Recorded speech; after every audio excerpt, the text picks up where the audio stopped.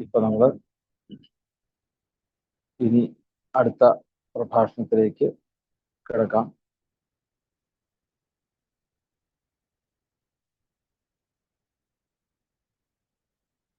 ഏകാദശ സ്കന്ധത്തില് 5-ാമത്തെ അധ്യായം നവയോഗി സംവാദത്തിന്റെ അവസാനത്തെ അധ്യായം. ആ നവയോഗി സംവാദത്തെ കുറിച്ച് നമുക്ക് പറഞ്ഞു തരുന്നത് ഭാഗ്യം ചെന്നൈ. നമ്മുടെ ഏത് സൽക്കർമ്മങ്ങൾ ഉണ്ടെങ്കിലും സത്സംഗങ്ങളിൽ അത് സജീവമായിട്ട് നമ്മളോടൊപ്പം കൂടെ ഉള്ളയാളാണ് ഭാഗ്യം അമ്മ. അമ്മയെ ഈ വേദിയിലേക്ക് സാദരം ക്ഷണിക്കാം. ഭാഗവത ഹംസം മള്ളിയൂർ ശങ്കരൻ നമ്പൂതിരിയുടെ ശ്രാദ്ധത്തോടനുബന്ധിച്ച് നടക്കുന്ന ഈ ഭാഗവത നവാഹയജ്ഞത്തിന്റെ 8-ാം ദിവസത്തെ അധ്യാനത്തിലുള്ള പ്രഭാഷണം. 4-ാമത്തെ പ്രഭാഷണത്തിനായിക്കൊണ്ട് ഭാഗ്യം ചെന്നൈ അമ്മയെ എല്ലാവിധ ആചാര്യ മര്യാദകളോടും കൂടി അമ്മയുടെ പാദങ്ങളിൽ നമസ്കരിച്ചുകൊണ്ട് ഈ വേദിയിലേക്ക് സാദരം സവിനയം ക്ഷണിച്ചുകൊള്ളുന്നു. ഗോവിന്ദനാമ സങ്കീർത്തനം ഗോവിന്ദ ഗോവിന്ദ. എല്ലാ സജ്ജനങ്ങൾക്കും പ്രത്യേകിച്ച് തിരുമേനിക്കും എൻ്റെ പാദ നമസ്കാരം. അതായത് മുമ്പ് നമ്മൾ ഇതുപോലെ സത്സംഗങ്ങളിലൊക്കെ സംസാരിച്ചിട്ടുണ്ട്. പക്ഷെ ആരോഗ്യ പ്രശ്നം കൊണ്ട് ഇന്ന് പറ്റുമെന്നറിയില്ല.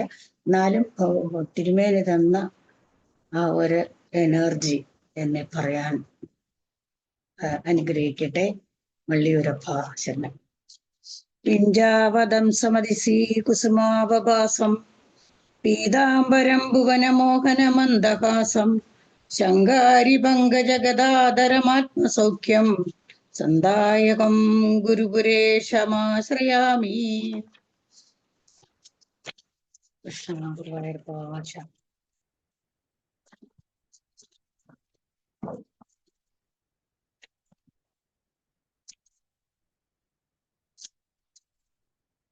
ഇത് മല്ലൂർ തിരുമേനിയെ പറ്റിയിട്ട് അപ്പു വാര്യർ എഴുതിയ ഒരു ശ്ലോകമാണ്.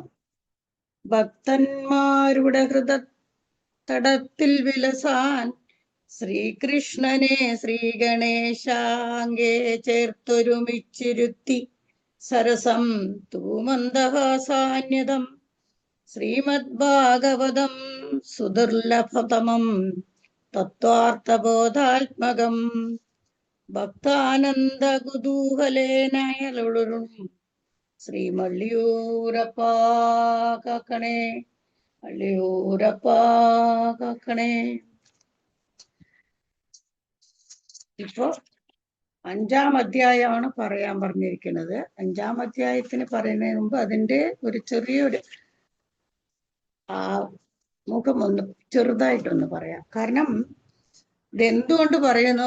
ഏകാദശ സ്കന്ധം എന്ന് പറയുന്നത് തന്നെ മുക്തി വിഷയമാണ്. പക്ഷെ ഇതിൽ ഒരുപാട് ആളുകൾ മുക്തിയെ പറ്റി ചിന്തിക്കാതെ വേദാന്തന്റെ തൻ്റെതായ നാം ചെയ്യുന്ന വേദകർമ്മങ്ങളെല്ലാം ശരിയാണെന്ന് പറയുന്ന അവരോട് നമുക്കുള്ളൊരു അപേക്ഷയൊക്കെ കൂടെ ചേർത്താണ് ഇത് പറയുന്നത്. അതിൽ ആദ്യം വസുദേവ നാരദ സംവാദം, പിന്നെ നിമി നവയോഗി സംവാദം, പിന്നെ ശ്രീകൃഷ്ണ ഉദ്ധവ സംവാദം. അങ്ങനെയാണ് ഈ ഏകാദശ സ്കന്ധം. ഇതില് ഒരിക്കൽ നാരദ മഹർഷി വസുദേവ ഗ്രഹത്തിൽ പോയപ്പോൾ വസുദേവർക്കൊരു സംശയം. നോക്കൂ, ഭഗവാന്റെ അച്ഛനായിട്ട് കൂടി സംശയം പിന്നെ നമ്മളെ പോലെയുള്ള സാധാരണക്കാർക്ക് സംശയം വരാതിരിക്കുവോ? അപ്പോ ചോദിക്കുകയാണ്, വസുദേവരുടെ ഭാഗവത ധർമ്മത്തെ പറ്റി എനിക്കൊന്ന് പറഞ്ഞു തരുമോ? നാരദരോട് ചോദിക്കുന്ന സമയത്ത് നാരദർ പറയാണ്, ഞാന് അത് പറ്റിയിട്ട് ഒരു കഥ പറഞ്ഞു തരാം. കഥയല്ല, ആക്ച്വലി ഇത് നടന്നതാണ്. നിമി രാജാവിന് ഋഷഭരാജാവിന്റെ മക്കളല്ല 9 പേരില് നവയോഗികളെന്ന് അവരെ പറയുന്നു. അവരുടെ പേര് ഹരി, അന്തരീക്ഷം, പ്രപുതൻ, പിപ്പല. അങ്ങനെ ഓരോരുത്തരും 9 ചോദ്യങ്ങൾ ഈ രാജാവ് അവരോട് ചോദിക്കുക. അവധൂതന്മാരാണ്, ജ്ഞാനികളുമാണ്. അപ്പൊ അവര് കൊടുക്കുന്ന ആ ഉത്തരങ്ങളൊക്കെയാണ് ഇതിൽ വരുന്നത്. ഇതിൽ എനിക്ക് കൊടുത്തിരിക്കുന്നത് 5ാമത്തെ സ്കന്ധമാണ്, 5ാമത്തെ അത് അധ്യായമാണ് പറയാൻ പറഞ്ഞിരിക്കുന്നത്. അതിനു മുമ്പ് കുറച്ചൊരു ഓരോ ആൾക്കാർ ചോദിക്കുന്ന ചോദ്യങ്ങൾ മാത്രം ഞാൻ ഒന്ന് കടന്നു പോവാം. ആദ്യത്തെ ചോദ്യം വന്നിട്ട് ഭാഗവത ധർമ്മം എന്നാൽ എന്ത് എന്ന ചോദ്യത്തിന് കവി മറുപടി പറയുന്നു. അടുത്ത 2ാമത്തെ ചോദ്യം ഭാഗവതന്റെ ലക്ഷണം എന്താണ്, ഒരു ഭാഗവതൻ എങ്ങനെ ഉണ്ടാവണം. ഭാഗവത ധർമ്മത്തിന്റെ ആൻസർ സ്ഥാവരങ്ങളും ജംഗമങ്ങളും കാണപ്പെടുന്ന സകല ഭൂതങ്ങളിലും ഭേദം കൂടാതെ സാക്ഷാൽ ഭഗവാൻ വസിക്കുന്നു എന്ന് കാണുന്നവനാണ് യഥാർത്ഥ ഭക്തൻ. അതുപോലെ വാക്ക്, വിചാരം, പ്രവൃത്തി എന്നീ 3 വിഷയങ്ങളിൽ താല്പര്യം, ഇതിൽ നിന്ന് തന്റെ സ്വഭാവത്തെ ഈശ്വരന്മാരാക്കി തീർക്കലാണ് ഭാഗവത ധർമ്മം. തന്റെ പ്രവൃത്തിയിലും വിചാരത്തിലും എല്ലാം ഈശ്വരനെ കാണുകയും അതുപോലെ നടക്കുന്നതുമാണ് ഭാഗവത ധർമ്മം എന്നും അടുത്തത് ഭാഗവത ലക്ഷണം പറഞ്ഞു. പിന്നെ 3ാമത്തേല് മായയെ എങ്ങനെ ജയിക്കാം എന്ന് ചോദിച്ചു. ഇതിന് മറുപടി പറയുന്നത് അന്തരീക്ഷനാണ്. പ്രപഞ്ചത്തിന്റെ സൃഷ്ടിസ്ഥിതി സംഹാരങ്ങളെ ദിവ്യലീലയാണ് മായാസ്വരൂപമായി അന്തരീക്ഷൻ ഉപയോഗിക്കുന്നത്. അതായത് മായാസ്വരൂപമായി അന്തരീക്ഷ യോഗി ഉപന്യസിക്കുന്നു. അടുത്ത ചോദ്യം, ഈശ്വര ശക്തിയായ മായയെ എങ്ങനെ കടക്കാം. സർവ വിഷയങ്ങളിൽ നിന്നും മനസ്സിന് സംഗമമില്ലാതാക്കുക, സാധു സംഘം ഉണ്ടാക്കുക, എല്ലാറ്റിനെയും ഈശ്വരാംശമായി കരുതി സേവിക്കുക. ഇതൊക്കെയാണ് ഭാഗവത ധർമ്മങ്ങള്. ഭാഗവത ധർമ്മങ്ങളെ പഠിപ്പിച്ചും ആചരിച്ചും വേണ്ടത്ര ശുദ്ധിയോടെ ഭക്തി, ജ്ഞാന, വൈരാഗ്യങ്ങൾ വളരുമ്പോൾ ശ്രവണ മനനാദി അഭ്യാസങ്ങളിലൂടെ ആത്മസാക്ഷാത്കാരം കിട്ടിയാൽ അവർ നരൻ നാരായണായി. അപ്പൊ മായയെ ജയിക്കാമെന്ന്. ആക്ച്വലി ഇത് നമുക്ക് വലിയൊരു പാഠമാണ്. നമ്മുടെ തിരുമേനി നമുക്ക് ചെയ്തു തരുന്ന വലിയൊരു കാര്യം. കാരണം നമ്മളെ പഠിപ്പിക്കുന്നു, ഭാഗവത ധർമ്മത്തെ പഠിപ്പിക്കുന്നു, ആചരിപ്പിക്കുന്നു, ശുദ്ധിയും ഭക്തിയും ജ്ഞാനം വൈരാഗ്യം എല്ലാം നമുക്ക് തരുന്നുണ്ട്. അടുത്ത ചോദ്യം, പിപ്പിള എന്ന യോഗീശ്വരൻ പറഞ്ഞു, നാരായണ സ്വരൂപിയായ ശ്രീഹരിയുടെ സ്ഥിതിയെ കുറിച്ചാണ് ചോദിക്കുന്നത്. അതുപറ്റി അറിവ്, ആകാശം, അവലംബം എന്നീ 3 ധർമ്മങ്ങൾ കൊണ്ട് ഈശ്വരൻ എല്ലാ ജീവികൾക്കും വസ്തുക്കൾക്കും എപ്പോഴും എവിടെയും പരമാശ്രമായിരിക്കുന്നു എന്ന് പ്രത്യക്ഷത്തിൽ അറിയുന്നതാണ് നാരായണ രൂപിയായ ശ്രീഹരിയുടെ സ്ഥിതിയെപ്പറ്റി മനസ്സിലാക്കേണ്ടത്. അടുത്ത 3ാമത്തെ അധ്യായത്തിൽ കർമ്മയോഗത്തെ ഉപദേശിച്ച് തന്നാൽ കൊള്ളാമെന്ന നിമി ചോദ്യത്തിന് സനകാദികളോടാണ് ആക്ച്വലി നിമയോ മഹാരാജാവ് ഈ ചോദ്യം ചോദിച്ചത്. അവരതിന് മറുപടി പറഞ്ഞില്ല. പക്ഷേ അതിന് മറുപടി പറഞ്ഞത് ആവിർഹോത്രൻ എന്ന യോഗീശ്വരനാണ്. പിന്നെ ദ്രുമളൻ എന്ന യോഗീശ്വരൻ ഭഗവാന്റെ അവതാരങ്ങളെ വർണ്ണിക്കുന്നുണ്ട് 4ാമത്തെ അധ്യായത്തിൽ. പിന്നെ അടുത്താണ് 5ാമത്തെ അധ്യായത്തിലാണ് യുഗം തോറും ഭഗവത് പൂജാ വർണ്ണനം എന്നാണ് ചോദിക്കുന്നത്. എങ്ങനെയാണ് ഭഗവാനെ ഭജിക്കേണ്ടത് എന്ന് ചോദിക്കുമ്പോ ഹരിയെ അതിന് ആൻസർ പറയുന്നത് ചമസൻ, അതായത് മുഖമുഖ്യ രൂപാഭീദ്യ പുരുഷസ്യാശ്രമേ സഖ ചത്താരോ യജ്ഞിരേ വർണ്ണ ഗുണേർ വിഭ്രാതയ പൃഥക്. അതാണ് ചോദ്യം തന്നെ. എന്താ പറഞ്ഞാല് ആരാണ് ഈ വിരാട് പുരുഷന്റെ അതായത് ബ്രാഹ്മണൻ, ക്ഷത്രിയൻ, വൈശ്യൻ, ശൂദ്രനൊക്കെ എങ്ങനെ ഉണ്ടായി എന്ന് ചോദിക്കുമ്പോ ആണ് പറയുന്നത് വിരാട് പുരുഷനായ ഭഗവാന്റെ മുഖത്ത് നിന്ന് സത്വഗുണപ്രധാനിയായ ബ്രാഹ്മണൻ ഉണ്ടായി വരുന്നത്. അപ്പോ സജ്ജനങ്ങളെ, ഇതിൽ നിന്ന് തന്നെ നമുക്ക് മനസ്സിലാക്കാം ബ്രാഹ്മണൻ പറയുന്നത് തനിയല്ല, ശൂദ്രൻ പറയുന്നതും തനിയല്ല.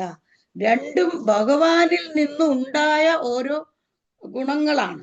ആ ഗുണം ആര് ചെയ്യുന്നു അവരെല്ലാം ഭഗവാനാണ് എന്നുള്ളതാണ് ഇവിടെ ചോദ്യത്തിനുള്ള ചോദ്യം. എന്താ പറഞ്ഞാല് ഹരിയെ ഭജിക്കാത്തവരുടെ സ്ഥിതി എന്താണെന്ന് ചോദിക്കുന്നു. ഇതിൽ ആളുകള് ബ്രാഹ്മണനായിക്കോട്ടെ, വൈശ്യനായിട്ടെ, ശൂദ്രനായിക്കോട്ടെ, ക്ഷത്രിയനായിക്കോട്ടെ, ആര് ഭഗവാനെ ഭജിക്കുന്നില്ലയോ അവര് ഭഗവാനെ നിന്ദിക്കുന്നവരായിട്ട് കരുതപ്പെടുന്നു. കാരണം അവരെല്ലാവരും ഈ 4 വർഗങ്ങളും ഉണ്ടായിരിക്കുന്നത് ഭഗവാനിൽ നിന്നാണെന്നുള്ള പ്രത്യേകം പറയുന്നു. ഇപ്പൊ നോക്കൂ, സത്വഗുണപ്രധാനിയായ ബ്രാഹ്മണൻ, ഒരു ശൂദ്രൻ സത്വഗുണപ്രധാനിയായാൽ അവനൊരു ബ്രാഹ്മണനാണ് ശരിക്കും. സത്വഗുണം അവനിൽ ഉണ്ടെങ്കിൽ അവനൊരു ബ്രാഹ്മണനാണ്. അതേസമയം രജോ ഗുണവും തമോ ഗുണവും കലർന്ന ഒരു ബ്രാഹ്മണനാണെങ്കിൽ അവൻ ബ്രാഹ്മണനെ അല്ല എന്നുള്ളതാണ്. പിന്നെ എവിടെ നിന്ന് വന്നു എന്ന് പറയുന്നുണ്ട്. അപ്പൊ തുടകളിൽ നിന്ന് രജോ ഗുണവും തമോ ഗുണവുമുള്ള വൈശ്യരും പാദങ്ങളിൽ നിന്ന് തമോ ഗുണപ്രധാനികളായ ശൂദ്രരും ഉണ്ടായി. അപ്പൊ ഭഗവാന്റെ ശരീരത്തിൽ നിന്നാണ് ഇവരെല്ലാവരും ഉണ്ടായിരിക്കുന്നത്. അല്ലാണ്ട് തനിയെ നമ്മൾ പറയുമ്പോൾ അവൻ ബ്രാഹ്മണനാണ് ഇപ്പം അങ്ങനെയുള്ള ഒരു വ്യത്യാസമേ ഇവിടെ ഭഗവാൻ പറയുന്നില്ല, ഭഗവാൻ പറയുന്നില്ല. അപ്പോ പിന്നെ രണ്ടാമത്തെ ആൻസർ എന്താ പറഞ്ഞ ഭഗവാന്റെ ജഗ്നത്തിൽ നിന്ന് ഗ്രഹാശ്രമവും ഹൃദയത്തിൽ നിന്ന് ബ്രഹ്മചര്യാശ്രമവും മാറിടത്തിൽ നിന്ന് വാനപ്രസ്ഥാശ്രമവും ശിരസിൽ നിന്ന് സന്യാസ ആശ്രമവും ഉണ്ടായി എന്ന് പറയുന്നുണ്ട്. അപ്പൊ ആരൊക്കെയാണ് സന്യാസം എടുക്കാൻ ഉള്ളത് പറഞ്ഞാൽ അവരെല്ലാം ഭഗവാനിൽ നിന്ന് ഉണ്ടായവരാണ്. അല്ലാണ്ട് തനിയെ ഒരു ജാതി ഭേദത്തിൽ ഉണ്ടായതോ ഒന്നുമല്ല. അവരെല്ലാം ഭഗവാനിൽ നിന്ന് ഉണ്ടായതുകൊണ്ട് അവർക്ക് ഭഗവാനിൽ എല്ലാ ഗുണങ്ങളും ഉള്ളതുകൊണ്ട് ഒരാളിപ്പോ ഒരു ശൂദ്രനോ ഏറ്റവും നല്ല ബ്രാഹ്മണനായി ജീവിക്കാൻ കഴിയും എന്നുള്ളത്. പിന്നെ അല്ലാത്തവരാരാണ് പറയുന്നത്? ഇതിൽ ആരാണോ തന്റെ ആശ്രമധർമ്മത്തെ പരിപാലിക്കാത്തത് അവർ സ്വന്തം അവരുടെ സ്ഥാനത്ത് നിന്ന് ഭ്രഷ്ടരായി നരകത്തിൽ പതിക്കുന്നു എന്ന് പറയുന്നുണ്ട്. അങ്ങനെ പറയുമ്പോ എന്താ അതിന്റെ അർത്ഥം പറഞ്ഞാല്, ഇവരാരും ഒരു ബ്രാഹ്മണനായിരുന്നത് കൊണ്ട് തന്റേതായ ധർമ്മങ്ങൾ ഉണ്ടല്ലോ അത് ആചരിക്കാതെ ആരാകുന്നു അവർക്ക് മോക്ഷ പ്രാപ്തിക്ക് ഇതില്ല എന്ന് പറയും. ഭഗവത് കഥ കേൾക്കാത്തവർക്കും സജ്ജന സംസ്കൃതനും ശാസ്ത്ര ശ്രവണത്തിനും സാധിക്കാത്തവരായ സ്ത്രീ ശൂദ്രന്മാർക്ക് ഇപ്പോൾ പക്ഷെ അങ്ങനെ ഒരു വേർഡും ഇവിടെ പറയുന്നുണ്ട്. സ്ത്രീക്കും ദൂരെ ഹരികഥാ കേച്ചി അച്യുത കീർത്തന സ്ത്രീയ ശൂദ്രാദയേച്ച തേനുകമ്പ്യ ഭവതാദൃശാം പറയും. ഭഗവാന്റെ കഥകൾ അന്ന് കാലത്ത് പക്ഷേ ശൂദ്രന്മാർക്കും നമ്മളെ പോലുള്ള സ്ത്രീകൾക്കും ഇതൊന്നും ബാധകമല്ല എന്നുള്ളൊരു ഇതുണ്ടായിരുന്നു. പക്ഷെ ഇപ്പൊ നമ്മളിപ്പോ ഭാഗവത കഥ പറയുന്നത് ഞാനല്ലേ, നമ്മള് സ്ത്രീയല്ലേ. ശൂദ്രന്മാർക്കും എത്രയോ ശൂദ്രന്മാർ അതിനെക്കാലം പഠിച്ച് നല്ല ആരെയൊന്നും പേരെടുത്ത് പറയുന്നത്. പക്ഷെ എന്നാലും ഒരുപാട് ആളുകൾ ഇങ്ങനെ ഭഗവാന്റെ കഥകൾ പറഞ്ഞ് നന്നായിട്ടുണ്ട്. അതൊക്കെ പഴയത്തിൽ അങ്ങനെ വേദത്തിൽ പറഞ്ഞിട്ടുണ്ടെങ്കിലും അത് നേരത്തെ പറഞ്ഞല്ലോ, ആരാണോ ഭഗവാന്റെ കഥകൾ കേൾക്കുകയും പറയുകയും പ്രചരിപ്പിക്കുകയും ചെയ്യുന്നത് അവരാണ് ഏറ്റവും ഭഗവാന് പിടിച്ചവര്. അതാണ് ഉത്തമ ഭക്തൻ എന്ന് നേരത്തെ പറഞ്ഞു കഴിഞ്ഞു. അതായത് ബ്രാഹ്മണരും ക്ഷത്രിയരും വൈശ്യരും വേദവിധി പ്രകാരം കർമ്മങ്ങൾക്ക് അർഹരായ ജന്മം ലഭിച്ചവരാണ്.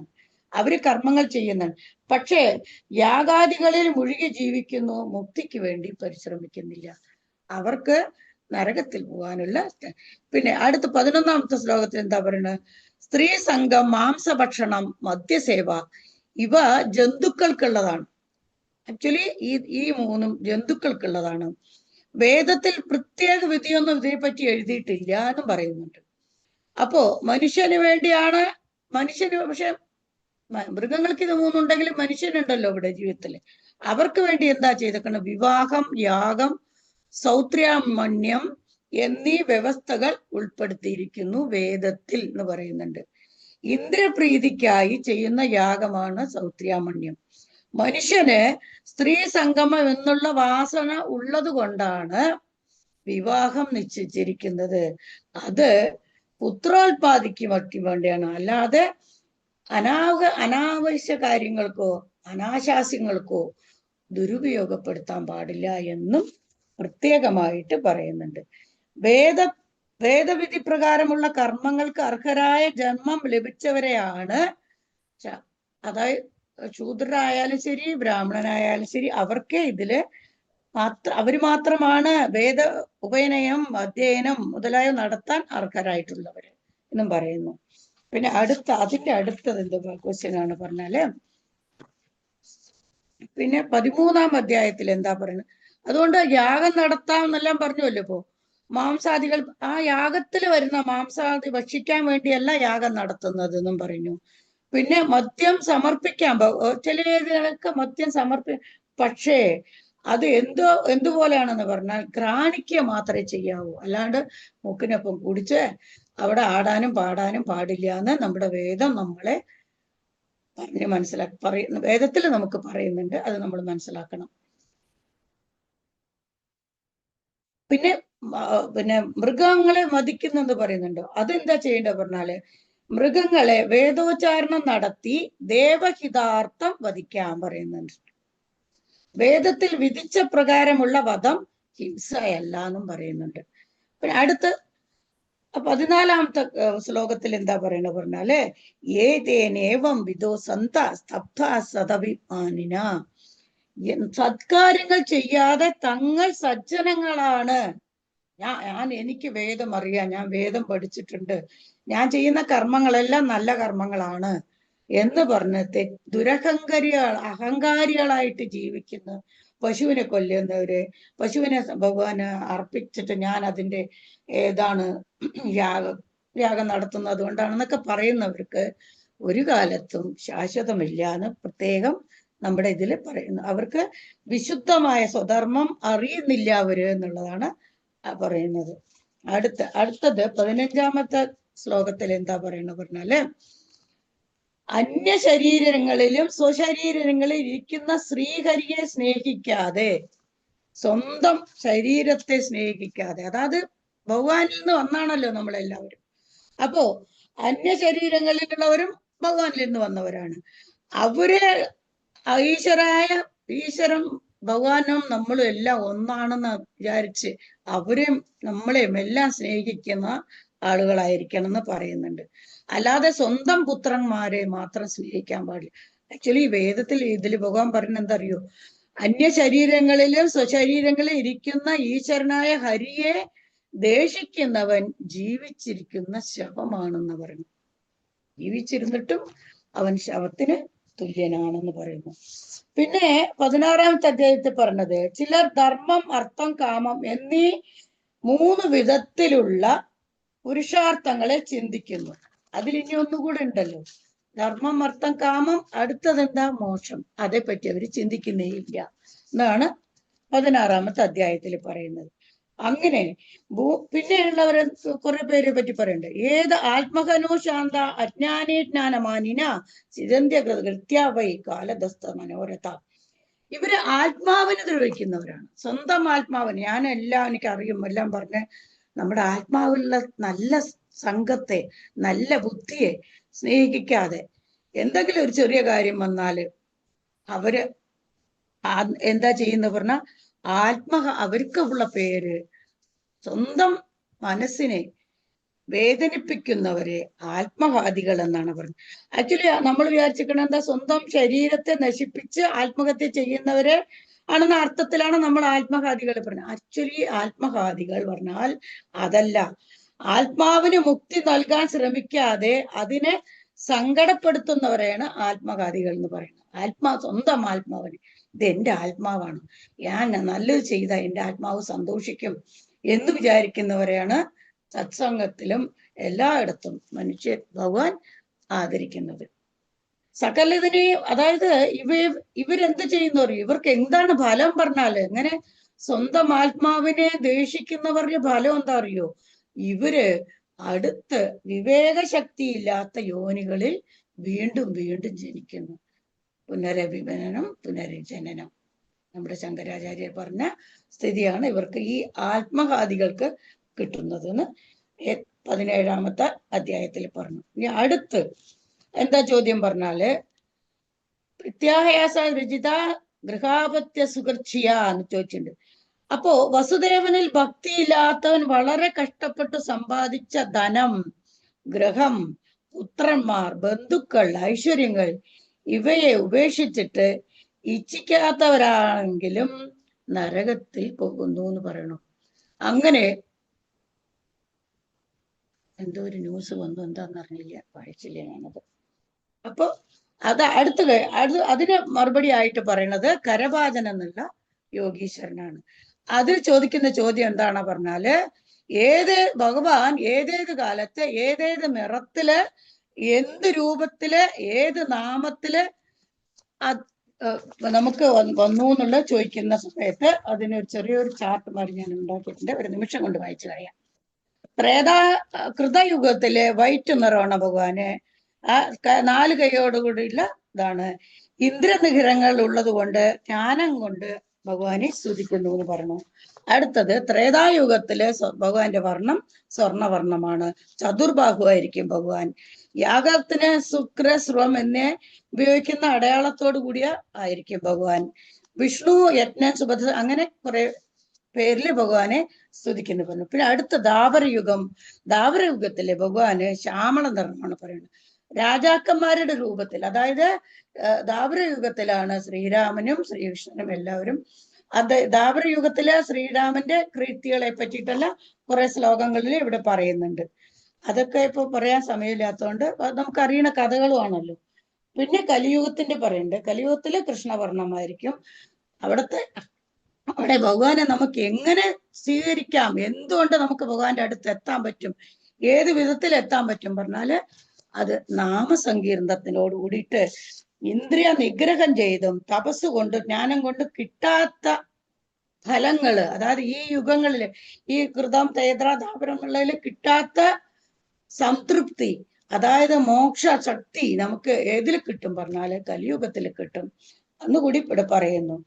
പിന്നെ അടുത്ത പറയുന്നത്, അപ്പോ ഈ പറയുന്ന ഭഗവാന് എന്തൊക്കെ ഏത് യുഗത്തിൽ നമ്മൾ ഭജിക്കണം എന്ന് പറഞ്ഞപ്പോ ത്രേതായുഗത്തിലെ മനുഷ്യന് ഭജിക്കേണ്ട ഏത് വിധത്തിലാണ് പറഞ്ഞപ്പോ വിഷ്ണുവായിട്ടും ഭജിക്കാം. പിന്നെ വൃഷാകവി എന്നൊരു പേര് ഭഗവാനുണ്ട്. അത് നമ്മുടെ ഭാഗവത്തിൽ ഇതുവരെ ആരും അങ്ങനെ പറഞ്ഞു കേട്ടിട്ടില്ല. ഞാൻ ഇനി ഒരു ബുക്കിൽ റെഫർ ചെയ്തപ്പോ കിട്ടിയതാണ്.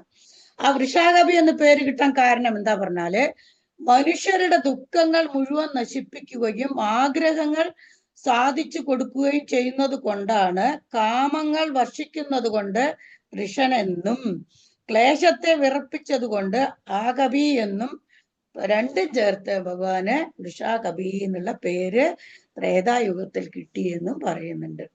അടുത്ത പിന്നെ ഈ ദ്വാപരയുഗത്തില് രാജാക്കന്മാരുടെ ലക്ഷണങ്ങളും രാജാക്കന്മാർ എങ്ങനെ രാജ്യം ഭരിക്കണം, അവരുടെ ലക്ഷണങ്ങൾ എന്തൊക്കെയാണ്, അവരെ വേദത്തിലും തന്ത്രത്തിലും അവരൊക്കെ എങ്ങനെ ജീവിക്കണമെന്നും പിന്നെ അവര് നാമം എന്താണെന്നും പറയുന്നുണ്ട്. നമസ്തേ വാസുദേവായ നമ സംഘർഷണായ ച പ്രദ്യുപ്നായ അനിരുദ്ധായ തുഭ്യം ഭഗവതേ നമ. വാസുദേവന് അങ്ങേക്ക് നമസ്കാരം. ഹേ പ്രദ്യുപ്നായും അനിരുദ്ധനായുമായ ഭഗവാനെ അങ്ങേക്ക് നമസ്കാരം. നാരായണായ ഋഷയെ പുരുഷായ മഹാത്മനെ വിശ്വേശ്വരായ വിശ്വായ സർവഭൂതാത്മനെ നമ എന്ന് പറഞ്ഞ് ഭഗവാനെ നമ്മൾക്ക് നമസ്കരിക്കണം.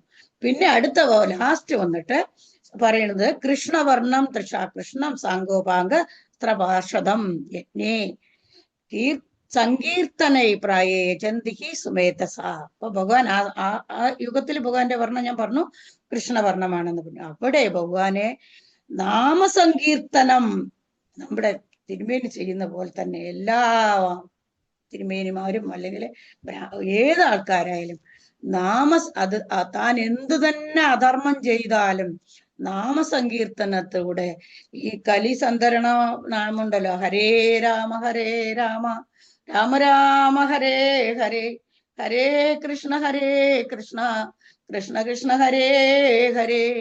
ഇത് ഒരു ദിവസമെങ്കിലും ജപിക്കാൻ നമ്മൾക്ക് ആയുള്ള ആരോഗ്യം ഭഗവാൻ തരണേ എന്ന് ആണ് ഈ കലിയുഗത്തിന്റെ പ്രാധാന്യത്തിന് നമ്മൾ പറയുന്നത്. നാമസങ്കീർത്തനം പ്രാധാന്യമുള്ളായി ഭഗവാനെ പൂജിക്കുന്നു എന്ന് പറയണം.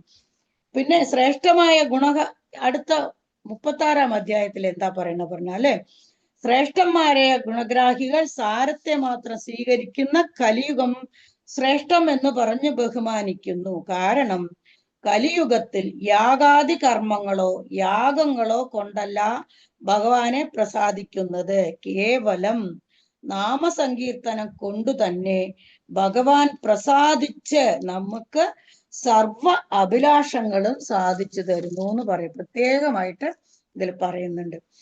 പിന്നെ കലിയുഗത്തില് ഏതേത് തീരത്ത് ജീവിക്കുന്നവർക്ക് എന്തൊക്കെ അനുഗ്രഹങ്ങൾ ഉണ്ടെന്നും ഒരു വാർത്ത ഇവിടെ പറയുന്നുണ്ട്. അതായത് 39-ാമത്തെ ശ്ലോകത്തിൽ പറയുന്നത് ഒന്ന് ശ്രദ്ധിക്കാം. ക്വചിത് ക്വചിത് മഹാരാജ ദ്രവിഡേഷു ച പൂരുഷ താമ്രവർണി നദി എത്ര കൃതമാലാപയസ്വിനി. അപ്പൊ രാജാവിനോട് പറയണ കലിയുഗത്തില് ദ്രാവിഡ രാജ്യങ്ങളിൽ ചില ദേശങ്ങളിൽ ഭക്തി അധികം ഉണ്ടാകുന്നു. ഏതൊരു ദിക്കിൽ താമ്രപർണി നദിയും കൃതമാല നദിയും പയസിനി നദിയും ഒഴുകുന്നുവോ അവിടെ ഭക്തി കൂടുതലായിരിക്കും എന്ന് പറയുന്നുണ്ട്. അത് ഞങ്ങളുടെ ഇവിടെ ഈ തമിഴ്നാട്ടിൽ ഒരു പ്രത്യേകത ഉണ്ട്. കാരണം ഈ ആടി 18-ന് ഈ നമ്മുടെ പിന്നെ അവിടെ പോയി നമ്മൾ പൃഥുക്കൾക്ക് നമ്മുടെ നമുക്ക് 3 കടങ്ങളുണ്ട്. ദേവകടം, പൃഥുകടം, ഋഷികടമുണ്ട്. അപ്പൊ അതിലെ ഈ പൃഥുകടം നടത്താനായിട്ട് ഈ ആടി 18-ന് ആടി മാസം പറഞ്ഞാൽ നമ്മുടെ കർക്കിടക മാസം 18-ാം തീയതി 18-ാം ദിവസം വരുന്ന ദിവസം ഈ കാവേരി നദിയുടെ തീരത്ത് പോയി പൃഥുക്കൾക്ക് ഇത് ചെയ്താല്, ശാത്തമുട്ട് അവർക്ക് പിണ്ടം വെച്ച് കർമ്മങ്ങൾ ചെയ്താല് ആ മനുഷ്യർക്ക് മോക്ഷപ്രാപ്തി ഭഗവാൻ തീർച്ചയായും തരുന്നതാണ് ഇവിടെ നമുക്ക് ഭഗവാൻ നമ്മളോട് പറയും. പക്ഷെ നമ്മുടെ ഇതിലും നമ്മുടെ കേരളത്തിലും ഇതേപോലെ തന്നെ ഭാരതപ്പുഴയുടെ തീരത്തും ഇപ്പൊ നമ്മൾ ഈ ഇടയായിട്ട് നമ്മൾ കണ്ടതാണല്ലോ. അവിടെ പിന്നെ എന്താണ് ആനന്ദം സ്വാമികള് അവിടെ നമ്മുടെ ഈ എല്ലാ യാഗങ്ങളും നടത്തുന്ന സ്ഥലമാണെന്ന്, അത് ജഗന്മഗ്നി അവിടെ നടത്തിയ സ്ഥലമാണ്. ആ പ്രത്യേക സ്ഥലത്തിന് പേര് പറഞ്ഞ് അവിടെ ഈ പൃഥുകടങ്ങൾ നടത്താനുള്ള സൗകര്യങ്ങൾ എല്ലാവർക്കും ചെയ്തു കൊടുക്കുകയും ചെയ്തു. നമ്മളില് ഒന്നും അറിയാത്ത ആളുകൾ കൂടെ, അറിഞ്ഞവരായിട്ടും അറിയാത്ത എല്ലാവരും അവിടെ പോയി ഭഗവാന് വേണ്ടിയിട്ടും നമുക്ക് വേണ്ടിയിട്ടും നമ്മുടെ പൃഥുക്കൾക്ക് വേണ്ടിയിട്ടും അവിടെ പോയി നമ്മൾ എന്ത് കർമ്മങ്ങൾ ചെയ്താലും അത് നമ്മുടെ ഈ 3, അതായത് ദേവകടം, ഋഷികടം, പൃഥുകടം എന്നും എല്ലാത്തിനും നമ്മൾക്ക് മോക്ഷം കിട്ടാൻ പ്രാപ്തി ഉണ്ടെന്ന് ഈ 3 നദികളുടെ തീരത്ത് വസിക്കുന്നവർക്ക് പ്രത്യേകിച്ചും ഉണ്ടെന്നും പറയും. അതുകൊണ്ടല്ലേ പഴയ കാലത്തൊക്കെ കാശിയിൽ പോയി ഗംഗയില് സ്നാനം ചെയ്ത പൃഥുകർമ്മം നമ്മൾ നടത്തിയെന്ന് പറയുമ്പോൾ നമുക്ക് ഗയാസാർത്ഥം ഞാൻ ഊട്ടിയതാണെന്ന് പറയുമ്പോൾ നമുക്കൊരു മനസ്സിനൊരു തൃപ്തി, നമുക്ക് നമ്മുടെ പൃഥുകടങ്ങൾ നമുക്ക് ഉണ്ടാവില്ല എന്നുള്ളത് നമുക്ക്. ഇതെല്ലാം നമുക്ക് എങ്ങനെ പറ്റുന്നു എന്ന് പറഞ്ഞാല് നമ്മൾ പിന്നെ ചെയ്യുന്ന കാര്യം ഇതൊക്കെ എങ്ങനെയൊക്കെ ഓരോ കാര്യങ്ങളും ആക്ച്വലി ഇത് ചോദിക്കുന്നത് ആരാന്നറിയോ? ഭഗവാന്റെ അച്ഛനായ വാസുദേവരാണ് നാരദ മഹർഷിയോട് ചോദിക്കുന്നത്. സമയമായോ എന്നറിയില്ല കൃഷ്ണ ഗുരുവായൂരപ്പ. അപ്പൊ ചോദിക്കുന്ന ഇത് ഭഗവാന്റെ അച്ഛനോട് ചോദിക്കും. നോക്കൂ, നമ്മൾ സാധാരണക്കാരായ മനുഷ്യർക്ക് നമുക്കൊന്നും അറിയില്ല, എന്താ ധർമ്മം ഒന്നും അറിയില്ല, എങ്ങനെ പാലിക്കണം എന്നും അറിയില്ല, എന്ത് ധർമ്മകാര്യങ്ങൾ ചെയ്യണമെന്നും അറിയില്ല. നമ്മൾ ചെയ്യണതൊക്കെ നമുക്ക് നല്ലതായിട്ട് നമ്മൾ തോന്നുന്നു, വിശ്വസിക്കുന്നു. പക്ഷെ അതേപോലെ തന്നെയാണ് ഭഗവാന്റെ അച്ഛനായിരുന്നിട്ട് കൂടി ഈ ഭാഗവത ധർമ്മം എന്താണെന്ന് ചോദിക്കുന്ന ഒരു സ്ഥിതിയിലെത്തി ആര്? വസുദേവർ. അതിനുള്ള മറുപടി ആയിട്ടാണ് നാരദര് ഈ ഈ ഈ നവയോഗികൾ പറഞ്ഞ 9 ക്വസ്റ്റ്യനും ആൻസർ ആയിട്ടാണ് ഇവർക്ക് കൊടുക്കുന്നത്. ഉടനെ വാസുദേവർക്ക് എല്ലാം കേട്ട ശേഷം തൃപ്തിയായി എന്ന് ഇവിടെ പ്രത്യേകം പറയുന്നുണ്ട്. അങ്ങനെ പറയുന്ന സമയത്ത് എന്താണറിയോ? വികർമ്മ യച്ചോത്പതിതം ഗജിത് നോതി സർവം കൃതി സന്നിവിഷ്ട. തന്റെ പാദമൂലത്തെ ഭജിച്ചുകൊണ്ടും ഭാവന ഉപേക്ഷിച്ചുകൊണ്ടും പ്രിയ ഭക്തന് ഏതെങ്കിലും വിധത്തിൽ കർമ്മപ്പിഴ സംഭവിച്ചു പോയിട്ടുണ്ടെങ്കിൽ തന്നെ ഹൃദയത്തിൽ ഇരിക്കുന്നവനും പരമേശ്വരനുമായ ശ്രീഹരി ആ പിഴകളെയെല്ലാം നശിപ്പിച്ചു കളയുന്നു. അപ്പൊ നമ്മൾ അറിയാതെ എന്തെങ്കിലുമൊക്കെ കായേന വാചാ മനസ്സിൽ നമ്മൾ തെറ്റുകൾ ചെയ്തിട്ടുണ്ടാവാം ഇല്ലേ? അതിന് ഈ ഭഗവാന്റെ ഈ കാരുണ്യം നമുക്ക് നമ്മുടെ നാമസങ്കീർത്തനം കൊണ്ട് നമുക്ക് കിട്ടുന്നു പറയണം. അവർക്ക് ഹൃദയത്തിൽ വസിക്കുന്ന ആ ശ്രീഹരി ആ പിഴകൾ തീർത്ത് അവനെ രക്ഷിക്കുന്നുവെന്ന് സാരം 42-ാമത്തെ ശ്ലോകത്തിൽ പറഞ്ഞ് അവിടെ നിന്ന് അവര് ഈ നവയോഗികള് അപ്രത്യക്ഷരാകുന്നു. പിന്നെ നാരദര് പറയുന്നത് ധർമാൻ ഭാഗവതാനിത്തം ശുദ്ധാദ മിഥിലേശ്വര ജയന്തേതാൻ മുനീൻ പ്രീത സ്വോപാധ്യായോ യ പൂജയേത്. ഭഗവാനെ ഭജിക്കേണ്ട ക്രമങ്ങൾ ഇപ്രകാരം നവയോഗികളിൽ നിന്നും കേട്ട മിഥില രാജാവ് വളരെ സന്തോഷിച്ചു. ആക്ച്വലി ഞാൻ പറഞ്ഞു തരാന്നല്ല നാരദര് ഭഗവാന്റെ അച്ഛനോട് പറഞ്ഞത്. നവയോഗികളോട് നിമി മഹാരാജാവ് ചോദിച്ചതിനുള്ള ഉത്തരങ്ങൾ ഇതാർക്ക്? ആക്ച്വലി നവയോഗികൾ ആരാ? അവര് നമ്മളെ രക്ഷിക്കാൻ വേണ്ടി നമ്മുടെ അതായത് മനുഷ്യജന്മം എടുത്ത നമ്മൾക്ക് വേണ്ടി ആണ് ഇത്രയും കാര്യം, ഈ 9 കാര്യങ്ങളും പറഞ്ഞു തന്നത്. കൂട്ടുകാരെ, സത്സനങ്ങളെ, ഗുരുക്കന്മാരെ, ഞങ്ങൾക്ക് മനസ്സിലാവാൻ വേണ്ടി വിധത്തിലാണ് ഈ ഭാഗവത രചന. ഈ കർമ്മങ്ങൾ നമ്മൾ എങ്ങനെ ചെയ്യണം എന്നുള്ളത് പ്രത്യേകം എടുത്തെടുത്ത് ഓരോ യോഗീശ്വരന്മാരും നമുക്ക് പറഞ്ഞത്. നമ്മളും അതുപോലെ ഈ ഭാഗവത ധർമ്മത്തെ അനുഷ്ഠിച്ച് മോക്ഷപ്രാപ്തി. ആക്ച്വലി നമ്മള് ഭാഗവതം കയ്യിലെടുത്തപ്പോഴേ ഭഗവാന്റെ ഒരു കൃപ നമ്മൾക്കെല്ലാം ഉണ്ടായിട്ടുണ്ടാവണം. അല്ലാണ്ട് ഇപ്പൊ ഇത് പറയാനോ ഒന്നും നമുക്ക് എന്താ ഉള്ളത്? മനുഷ്യർക്ക് എന്തുണ്ട്? വെറുതെ ഒരു ശരീരം മാത്രമേ ഉള്ളൂ നമുക്ക്. പക്ഷെ നമ്മുടെ മനസ്സ്, നമ്മളെന്നും ഈ ബുക്കും ഭാഗവതവും വെച്ചുകൊണ്ടിരിക്കുന്ന നമുക്ക് എല്ലാവർക്കും ഭഗവാന്റെ ശ്രീഹരിയുടെ അനുഗ്രഹം ഉണ്ടാവട്ടെ എന്ന് പ്രാർത്ഥിക്കുന്നു. അതിനുശേഷം ഈ രാജാക്കന്മാര്, അതായത് യോഗീശ്വരന്മാര് അവിടെ നിന്ന് അന്തർദാനം ചെയ്തു എന്ന് പറഞ്ഞ്, അപ്പൊ പിന്നെ നാരദർ മഹർഷി വാസുദേവരോട് പറയാണ്, ഈ അങ്ങ് കേട്ട ഭാഗവത ധർമ്മങ്ങളെ, 45-ാമത്തെ ശ്ലോകം, ഭാഗവത ധർമ്മങ്ങളെ വളരെ ശ്രദ്ധയോടെ അനുഷ്ഠിക്കുക. ആരോടാ പറയുന്ന നോക്കണം? ഭഗവാന്റെ അച്ഛനോടാ പറയുന്നത്. എന്നാൽ വൈരാഗ്യമുണ്ടായി ആസക്തരഹിതനായി അങ്ങും പരമപദത്തെ ചോദിച്ചില്ലേ? ഭാഗവത ധർമ്മം എന്താണ്, പരമപദത്തിൽ എത്താൻ എന്താണ് വഴിയെന്ന് ചോദിച്ചില്ലേ? അതിനുള്ള മറുപടിയായിട്ട് നാരദ മഹർഷി വസുദേവർക്ക് ഉപദേശിച്ചു എന്ന് പറഞ്ഞിട്ട്, ഇവയോഖല ദമ്പത്യോർ യശസാപുരിതം ജഗത്ത് എന്ന് പറഞ്ഞിട്ട്, ഹേ വസുദേവ, യഥാർത്ഥത്തിൽ അങ്ങേക്ക് ഉപദേശത്തിന്റെ ആവശ്യമില്ല. നാരദ മഹർഷി പറയാണ്. കാരണം പരമേശ്വരനായ സാക്ഷാൽ ഭഗവാൻ തന്നെ നിങ്ങളുടെ പുത്രനായി അവതരിച്ചു. ആ കാരണം കൊണ്ട് തന്നെ ദമ്പതിമാരായിരിക്കുന്നു നിങ്ങളുടെ കീർത്തി ലോകത്തിൽ നിറഞ്ഞിരിക്കുന്നു എന്ന് പറഞ്ഞ്, പുത്രനായ ഭഗവാനിൽ അതിസ്നേഹത്തെ വച്ചിരിക്കുന്ന നിങ്ങളുടെ അന്ധക്കരണം ആ ഭഗവാന്റെ ദർശനം, ആലിംഗനം, സംഭാഷണം എന്നിവ കൊണ്ടും ഭഗവാനുമായി ഒരുമിച്ച് കിടക്കുക, ഒരുമിച്ചിരിക്കുക, ഭക്ഷിക്കുക എന്നീ വ്യവഹാരങ്ങൾ കൊണ്ടും പരിശുദ്ധമായിരിക്കുന്നു. ദർശന ആലിംഗന ലാഭേ 47-ാമത്തെ ശ്ലോകം. ശയനാസന ഭോജനെ ആത്മാവാ ഭാവിത കൃഷ്ണേ പുത്രസ്നേഹം പറഞ്ഞ് ഭഗവാൻ അവിടെ, അതായത് ഇപ്പൊ ഇനി ഒന്നുകൂടെ പറയുന്നുണ്ട്. വൈരേണയം നൃപതയാ ശിശുപാല പൗണ്ഡ്രക. ഭഗവാനെ ആർക്കൊക്കെ ഇപ്പൊ ഭഗവാനെ ഭജിച്ചത് ഏത് വിധത്തിലാണെന്നൊക്കെ പറഞ്ഞു കഴിഞ്ഞു. അത് കഴിഞ്ഞ് ഇനി കുറച്ചു പേര് ഭഗവാനെ ഏത് ദേഷ്യവിഭാഗത്തിൽ അവരെ കാര്യങ്ങളും പറയുന്നുണ്ട്. ശിശുപാലൻ, പൗണ്ഡ്രകൻ, ചോലൻ മുതലായ രാജാക്കന്മാർ വൈരം നിമിത്തം ഭഗവാന്റെ സഞ്ചാരം, വിലാസം, നോട്ടം എന്നിവയൊക്കെ കിടക്കുമ്പോഴും ഇരിക്ക് കംസനും കൂടെ അതിൽ കൂടും. പലതരം പ്രവൃത്തികൾ ചെയ്യുമ്പോഴും മനസ്സിൽ വെച്ചുകൊണ്ടിരുന്നു. അതിലൂടെ സദാ ഭഗവാനെ ധ്യാനിച്ചു കൊണ്ടിരുന്നു. അവര് വൈരാഗ്യത്തോടാണ്. അവരൊക്കെ ഭഗവാനോടുള്ള സ്നേഹമല്ല, പക്ഷെ സ്നേഹിക്കാതെ ഇരുന്നിട്ട് കൂടി അവര് എന്നും ഭഗവാനെ ധ്യാനിച്ചത് കൊണ്ട് അവർക്കും ഭഗവാനിലെ സാമീപ്യം ഭവിച്ചു. അവരും ഭഗവാനിൽ എത്തിച്ചേർന്നു എന്ന് 48-ാമത്തെ ശ്ലോകത്തിൽ പറഞ്ഞു. അടുത്ത, സർവത്തിനും ആത്മാവായും ഈശ്വരനായും മായ കൊണ്ട് സ്വീകരിച്ച മനുഷ്യഭാവത്തിൽ മറയ്ക്കപ്പെട്ട ഈശ്വരഭാവത്തോടു കൂടിയവനും പരമാത്മാവായ ശ്രീകൃഷ്ണൻ നിങ്ങളുടെ പുത്രനാണെന്ന ഭാവത്തിൽ ഒരിക്കലും ചിന്തിക്കരുത് എന്നും അവരോട് പറഞ്ഞു. ആരോട് പറഞ്ഞു? വസുദേവ ദേവകി ആരോട് പറഞ്ഞു എന്ന് പറഞ്ഞിട്ടാണ് ഈ പ്രകടനം. പിന്നെ അതിൽ നമുക്കൊരു ഇത് തരുന്നുണ്ട്. അപ്പൊ ഭൂമിക്ക് ഭാരമായിട്ട് എന്ന അസുര രാജാക്കന്മാരെ വജിക്കുക മാത്രമായിട്ടല്ല ഭഗവാൻ ഇവിടെ അവതരിച്ചത് എന്ന് ലാസ്റ്റ്. അത് ഭൂഭാരസുര രാജന്യ ഹന്തവേത്രം ഗുപ്തയെ സദാ അവതീർണസ്യ നിർവൃത്തെ യശോലോകെ വിധന്യത എന്ന് പറയുന്നുണ്ട്.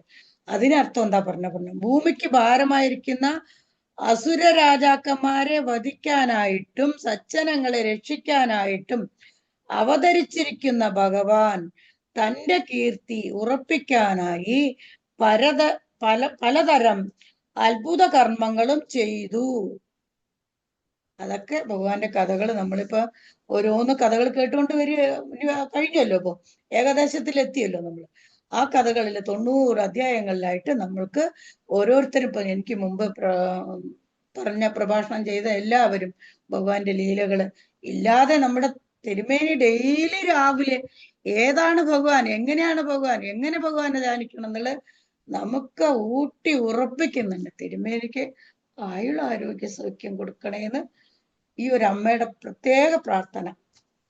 അങ്ങനെ സത്കീർത്തി വർദ്ധിപ്പിക്കാനായിട്ട് ഭഗവാൻ നമ്മളെ അത് കാരണം നമുക്ക് എന്ത് വരുന്നു എന്ന് പറഞ്ഞു, ഭക്തി വർദ്ധിച്ച് സംസാര ദുഃഖം മാറി ആനന്ദപ്രാപ്തി ഉണ്ടാകും എന്നും പ്രത്യേകം ഈ അധ്യായത്തിൽ പറയുന്നു. അടുത്ത ലാസ്റ്റ് ഏതശ്രുത്ത മഹാഭാഗോ വാസുദേവോതി വിസ്മിത ദേവകീച്ച മഹാഭാഗോ ജഗദൂർ മോഹമാത്മന. അങ്ങനെ പറഞ്ഞ് സുഖമഹർഷി നിർത്തുന്നു. മഹാഭാഗ്യവാനായ വസുദേവനും ഭാഗ്യവതിയായ ദേവകിയും ആ തത്വത്തെ കേട്ടിട്ട് ഏറ്റവും ആശ്ചര്യപ്പെട്ടു.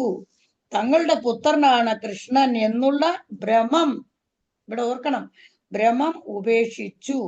രണ്ടുപേരും തങ്ങൾ ശരീരമല്ല ആത്മാവാണെന്ന് ഉറപ്പിച്ചു. അതന്നെയാണ് നമ്മളും ചെയ്യേണ്ടത്. മനുഷ്യരായ നമ്മളും നമ്മള് ശരീരമല്ല, ഈ ശരീരം എന്നല്ലെങ്കിൽ നാളെ അത് വീണ് പോകും. നമ്മള് ആത്മാവാണ്. ആ ആത്മാവിനെ രക്ഷിക്കാനായിട്ട് നമ്മൾ എന്ത് ചെയ്യണം എന്നുള്ളതും പറഞ്ഞ് ഈ പ്രകരണത്തെ ഇതിഹാസമിവം പുണ്യം ധാരയേ സമാഹിത സ വിദൂയ ഏക ശമലം ബ്രഹ്മഭൂയായ കൽപ്പതേ എന്ന് പറയുന്നു.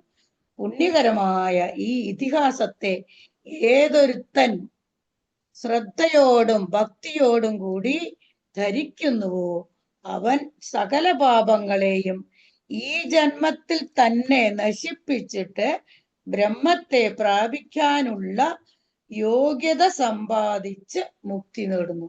ആ മുക്തിക്കായി നമ്മൾക്കും പ്രാർത്ഥിക്കാം. ഭഗവാൻ നമ്മളെ ഈ കേട്ടുകൊണ്ടിരിക്കുന്നവരെയും തിരുമേനിയും അച്ഛൻ തിരുമേനിയുടെ പാദങ്ങളിൽ നമസ്കരിക്കുന്നു. വലിയൊരു തിരുമേനിയെ അവസാനമായി കാണാൻ ഭാഗ്യം കിട്ടിയ ഒരു സാധാരണ സ്ത്രീയാണ് ഞാൻ. ആ പാദങ്ങളിലും നമസ്കരിച്ചുകൊണ്ട് എന്തെങ്കിലുമൊക്കെ പറഞ്ഞിട്ടുണ്ടെങ്കിൽ, തെറ്റുണ്ടെങ്കിൽ ക്ഷമിക്കുക. കായേന വാചാ മനസേന്ദ്രിയ വാ ബുദ്ധ്യാത്മനാ വാ പ്രകൃതി സ്വഭാവ കരോമി യത് സകലം പരസ്മൈ നാരായണായേതി സമർപ്പയാമി. എല്ലാ ഗുരുക്കന്മാരും എന്തെങ്കിലും ഇതിലിരുന്ന് ഒരു നല്ല കാര്യം ആർക്കെങ്കിലും ഒരു ഉപകാരം ഉണ്ടായിട്ടുണ്ടെങ്കിൽ അത് ഞാൻ വണങ്ങുന്ന എല്ലാ ഗുരുക്കന്മാരുടെയും അനുഗ്രഹം മാത്രമാണ്. ഇതിൽ എൻ്റെ ഒരു ശതമാനം പോലും എൻ്റെ ബുദ്ധിയോ എൻ്റെ ശക്തിയോ ഒന്നുമില്ല. എല്ലാവർക്കും എൻ്റെ പാദ നമസ്കാരം. എന്നെ ഇത്ര നേരം ക്ഷമിച്ച് സമയമായോ എന്നും അറിയില്ല, തിരുമേനി ഒന്നും പറഞ്ഞില്ല. പക്ഷെ എനിക്കൊരു ഇങ്ങനെ ഒരു ചാൻസ് തന്ന അവന് തിരുമേനിക്കും പോവാ. മമ്മിളിയൂർ തിരുമേനിയുടെ ശാർത്ഥം മൂലം ഉണ്ടായ അതിലും ആ ഭഗവാനിലും ഭഗവാനാണായിട്ടാണ് ഞാൻ കാണുന്നത്. കാരണം ആ ഒരു ഭഗവാനിലും കണ്ട് അവസാന നിമിഷത്തിൽ കണ്ട ആ ഒരു ദൃശ്യം ഇന്നും എൻ്റെ മനസ്സിൽ നിന്ന് പോയിട്ടില്ല. ആ പാദത്തിൽ നമസ്കരിച്ചുകൊണ്ട് നിർത്തുന്നു. ഗോവിന്ദനാമ സങ്കീർത്തനം. ഗോവിന്ദ ഗോവിന്ദ. വളരെ ഇൻഫർമേറ്റീവ് ആയിട്ടുള്ള നല്ല ഒരു പ്രഭാഷണം. ഏകാദശത്തിന്റെ ആ മൂല്യം മുഴുവൻ അതില് വന്നു. നവയോഗികളുടെ എല്ലാം ഒന്ന് ചുരുക്കി ഓടിച്ച് പറഞ്ഞ് ഭംഗിയായിട്ട് നമുക്ക് അത് പറഞ്ഞു തന്നു. ഇനിയും അമ്മയ്ക്ക് ധാരാളം സത്സംഗങ്ങളും അതുപോലെ തന്നെ പാരായണങ്ങളും പ്രഭാഷണങ്ങളും ഒക്കെ ചെയ്യാൻ ഗുരുവായൂരപ്പൻ ആയുരാരോഗ്യം കൊടുക്കട്ടെ. ആയുസോടോ ആരോഗ്യത്തോടുകൂടി സൽക്കർമ്മങ്ങളിൽ പങ്കെടുക്കാനുള്ള ഒരു ഭാഗ്യം, പേര് തന്നെ ഭാഗ്യമാണ് അല്ലെ, അത് തന്നെ ഭഗവാൻ അറിഞ്ഞു കൊടുത്തതാ. ആ ഭാഗ്യം ഇനിയും ധാരാളം ഗുരുവായൂരപ്പൻ കൊടുക്കട്ടെ എന്ന് ആത്മാർത്ഥമായിട്ട് നമുക്ക് ഈ ഭാഗവത കുടുംബത്തിലുള്ള എല്ലാവർക്കും ആ അമ്മയ്ക്ക് വേണ്ടിയിട്ട് പ്രാർത്ഥിക്കാം. ഗോവിന്ദനാമ സങ്കീർത്തനം. ഗോവിന്ദ ഗോവിന്ദ.